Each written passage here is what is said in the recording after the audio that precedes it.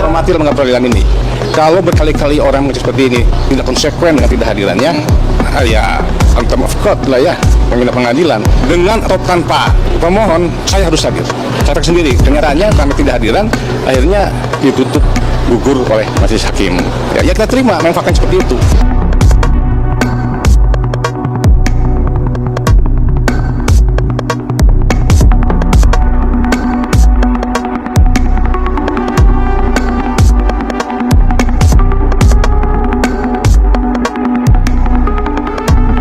Akhirnya Sylvester bakalan tereksekusi.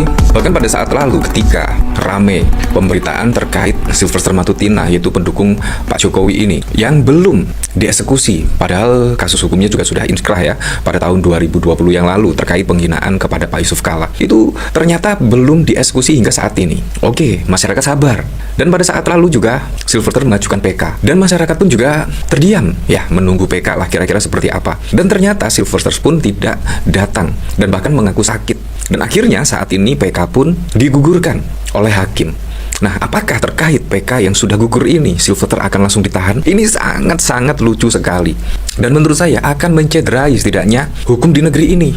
Bayangkan, sangat tebang pilih kepada pendukung Pak Jokowi, kasus-kasus kepada lawan-lawan politiknya. Sangat kentara sekali, seperti Hasto Kristianto. Hasto Kristianto menjadi tersangka, langsung ditahan. Tom Lembong menjadi tersangka, langsung ditahan. Sangat berbeda sekali dengan Sylvester Matutina.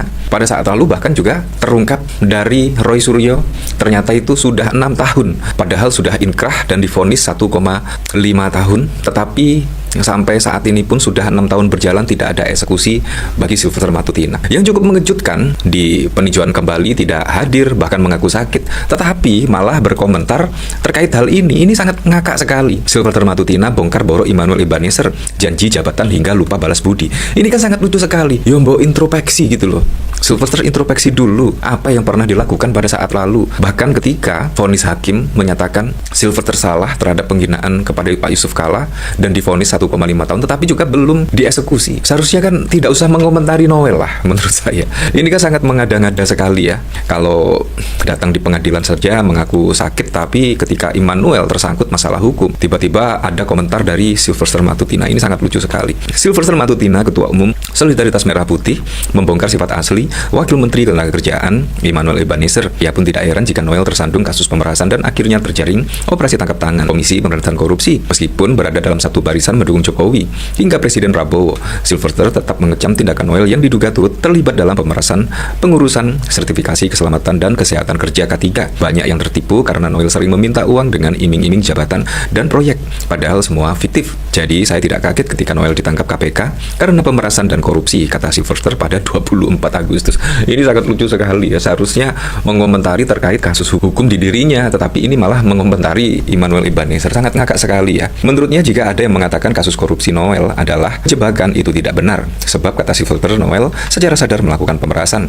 Karena sesuai pernyataan resmi KPK juga bahwa sudah ada aliran dana ke rekening Noel dan juga ada penyitaan kendaraan hasil pembelian uang korupsi. Lanjut Sylvester, ini sangat lucu sekali ya. Ketika Sylvester Matutina malah mengomentari terkait kasus Immanuel Ebenezer, ini sangat lucu sekali. Nah, bahkan ini dikomentari oleh Islah Bahrawi ya. PK Sylvester digugurkan oleh majelis hakim. Artinya dia harus segera dieksekusi oleh kejaksaan. Kalau nggak berani juga nggak usah keluar-keluar soal Risa Khalid, sesumbar ketinggian kalian. Iya, sangat masuk akal sekali ya. Sangat masuk akal sekali. Sekelas Sylvester saja juga belum dieksekusi oleh kejaksaan. Tetapi kejaksaan sesumbar akan menangkap Risa Khalid. Ini menurut saya juga sangat ketinggian sekali ya. Dan malah menjadi bahan tertawaan oleh Cak Islah Bahrawi ini. Memang sangat bos sekali loh. Sylvester loh. PK-nya juga sudah digugurkan. Nunggu apa lagi coba? Ini bahkan dikomentari oleh Ninggaris Tengah, kayaknya kejaksaan kemarin nyanggong kalau dia datang di peradilan PK-nya terus ditangkap. Sylvester berhitung mending nggak datang daripada ditangkap. Wow, masuk akal juga, masuk akal sekali, masuk akal. Ya, tapi apakah akan lari? Kalau lari kan juga akan menjadi buron ya, dan pastinya itu juga tidak baik bagi nama Pak Jokowi. Karena Sylvester ini adalah pendukung garis keras Pak Jokowi. Wah, apakah demikian ya? Ini dikomentari oleh Fidrajat. Oh, ini hasilnya untuk mengulur waktu sampai berpura-pura rela dibeton lehernya. Dipastikan gak akan berani tangkap Risa Khalid. Sylvester terbukti sakti dan ditakuti kejaksaan. Sebenarnya apa sih keistimewaan keistimewaan Silverster Matutina, serius tanya. Katanya Indonesia negara besar yang bermartabat, dulu Bung Karno sesumbar Inggris, aku linggis Amerika, aku setrika, giliran urusan Silverster melempem. Ya seperti itulah, jadi memang sangat wow sekali. Ini bahkan ada pemberitaan ya, kuasa hukum Silverster Matutina soal PK gugur, nggak ada jalan lain terima. Ya masuk akal sekali ya. Apa kata dari Ning garis tengah itu ya, sangat masuk akal sekali. Kayaknya kejaksaan kemarin nyanggong kalau dia datang di peradilan PK langsung ditangkap. Silverster berhitung mending nggak datang daripada ditangkap. Cukup masuk akal sekali. Terpidana kasus fitnah terhadap mantan wakil presiden Yusuf Kala menerima putusan Majelis Hakim Pengadilan Negeri Jakarta Selatan yang menggugurkan permohonan peninjauan kembali atas vonis 1,5 tahun. Hal itu diungkapkan oleh kuasa hukum Silverster, Triyono Haryanto. Ia mengungkapkan pihaknya menghormati putusan Majelis Hakim untuk menggugurkan permohonan PK kliennya. Yang namanya putusan hakim harus kita hormati. Siapapun yang sudah seperti itu harus terima. Nggak ada jalan lain. Terima, kata Triyono. Triyono menuturkan upaya hukum lain belum diputuskan oleh kliennya. Baginya, upaya hukum lain untuk Silverster akan dibicarakan nanti. Masalah ada upaya hukum, itu belakangan kita bicarakan lagi. Saya belum tahu apakah permohonan ini akan mengajukan hukum yang lain, tutur Triyono. Sebelumnya, Majelis Hakim PN Jaksel menyatakan permohonan peninjauan kembali PK Silverster Matutina atas vonis 1,5 tahun penjara terkait kasus fitnah terhadap Yusuf Kala gugur.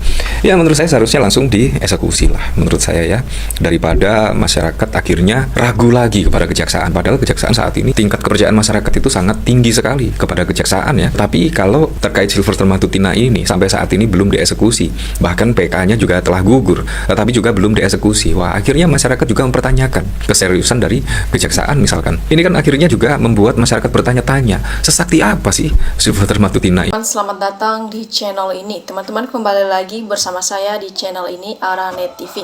Teman-teman, di mana tadi kita telah melihat cuplikan video yang sangat begitu menarik tentang lagi permasalahan kasus ijazah palsu Joko Widodo.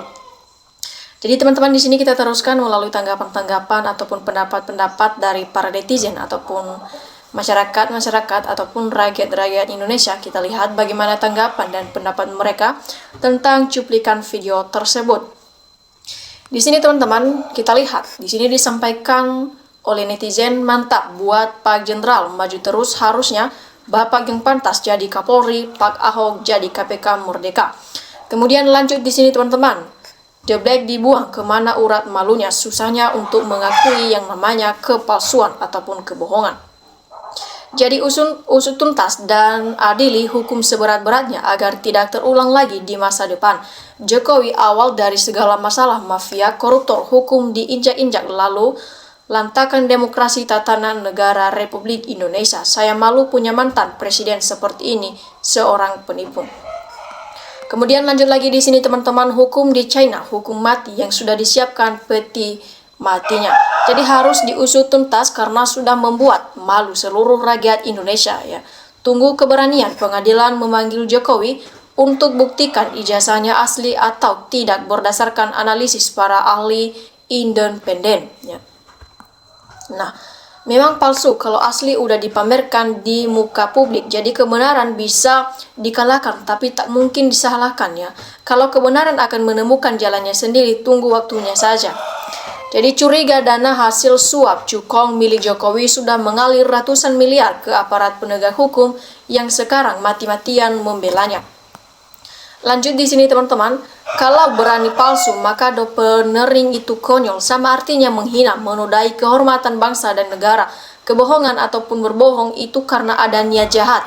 Usut kejahatan yang dilakukan, kembalikan semua hak yang dibiarkan selama menjabat dan hukum seberat-beratnya karena perbuatannya yang mencela, bagus dan ngeri. Kemudian bukan isu politik, tapi dari foto saja sudah beda dan sangat jelas setelah Jokowi dilanjutkan oleh Gibran. Lanjut lagi di sini teman-teman, kita teruskan di sini. Jokodok sudah akui aja kalau ijazahnya palsu. Jadi jangan sampai rakyat Indonesia ngeruduk ke Solo lagi ya. Jadi ikuti Presiden Korea Selatan, hukum harus berlaku untuk semua warga negara, yang utamanya kalau saya PKI dalam MK bos, khususnya KPU yang meloloskan. Jadi kupas habis dan suarakan keadilan, tegaknya hukum jangan dipolitisasi. Kemudian teman-teman di sini pertanyaannya, saya bagaimana tentang ijazah Gibran yang dipermasalahkan tidak tamat SMA? Saya berpendapat sangat perlu diusut tuntas agar terang benderang, adili Jokowi. Jadi semua tak ada yang menutup-nutupinya. Mantap buat Pak Ahok. Bapak Oe Groseno, Bapak telah mengambil peran yang sangat tepat. Semoga Allah senantiasa menjaga Bapak. Kemudian di sini teman-teman, Pak Prabowo Presiden Republik Indonesia, kemana gara-gara ijazah palsu Jokowi yang diperkuat oleh Kapolri sehingga rakyat menjadi chaos. Jadi tangkap maling perusak tatanan negara. Lanjut di sini teman-teman, diteruskan, gimana mau berkah makmur negeri tercinta ini kalau kebohongan terus ditutup-tutupi.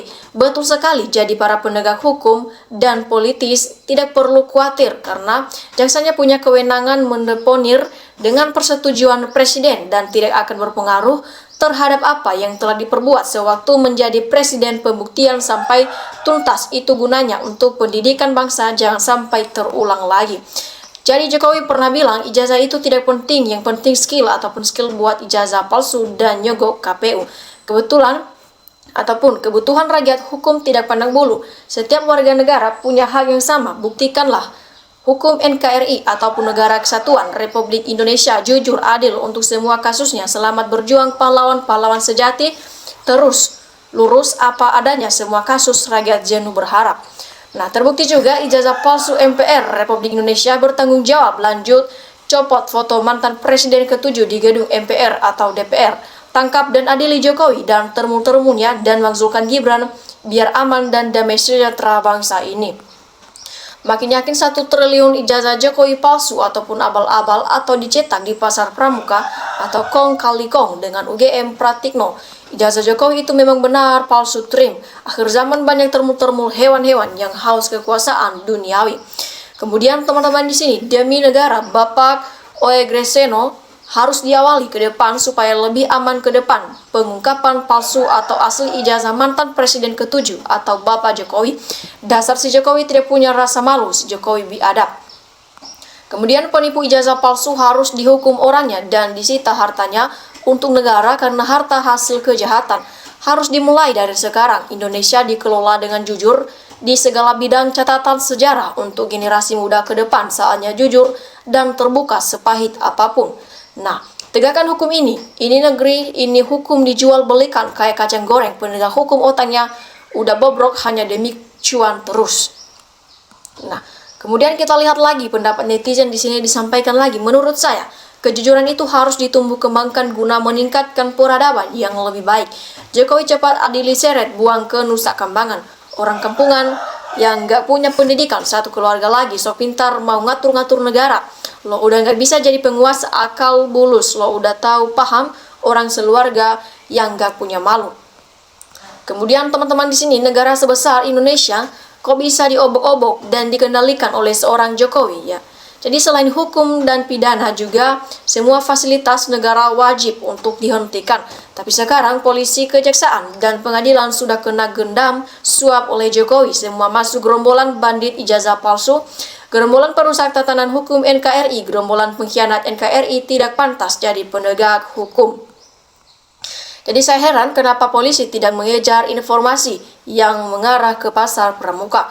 Nah, di sini masalah korupsi ini jika dibiarkan yang menanggung akibatnya adalah generasi muda. Jadi, mari bersatu untuk menebalkan seluruh pejabat korupsi ini. Sejarah akan mencatat ya kalau negeri ini pernah dipimpin si tukang tipu. Nama sekurap akan tertulis di buku-buku sejarah dan di sekolah-sekolah yang baca-baca putra-putri bangsa ini di masa depan sebagai seorang penipu. Kemudian lanjut di sini teman-teman, pemimpin kepala negara, presiden palsu, pengkhianat rakyat, bangsa dan negara layak untuk dihukum mati. Harus diusut tuntas, jangan tebang pilih, memalukan apa kata dunia. Nah, akibat gak pernah merasa puas dengan harta benda dan jabatan, padahal semua hal tersebut akan sia-sia pada waktunya. Ya, oke teman-teman, demikian saja cuplikan video kali ini NKRI harga mati.